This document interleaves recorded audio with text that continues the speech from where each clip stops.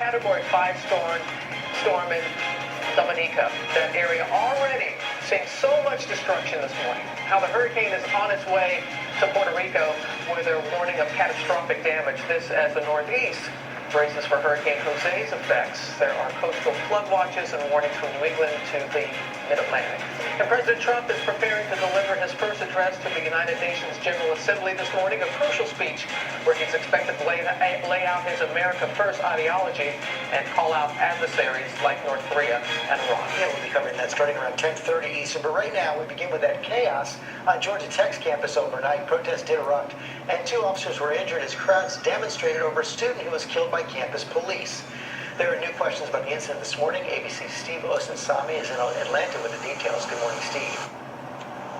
Good morning to you, George. What happened at this campus police station behind me was not the work of the peaceful protesters who were marching in the streets. Instead, people who were here who we know say what happened, the violence, was the result of outsiders who came here itching to fight with police.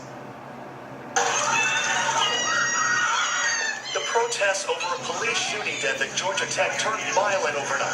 It's not clear if the people who broke from the crowd and attacked campus police were even students here, but they torched this campus police car and wounded 2 Georgia Tech officers who had to be hospitalized. Drop the knife. Drop it. Drop the knife, man. Come on. Students on campus were outraged and upset after the shooting seen in this cell phone video.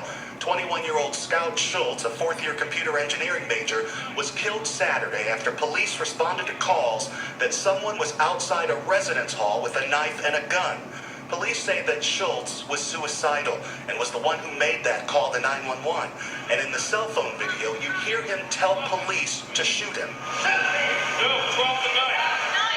His parents say it's clear in the video their son was having a mental breakdown and say the officer who shot him overreacted. He was having a mental health crisis, so you have to expect him to not follow orders. There's a huge gaping hole in our family without Scout.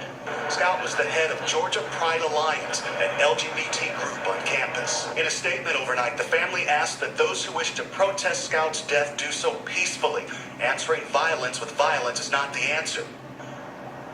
Scout's family says that he tried to kill himself a few years ago on campus and has been in treatment and on medication since. So this shooting is a little bit more complicated than it first appeared. The family wishes that police officers here had tasers and not just guns. George?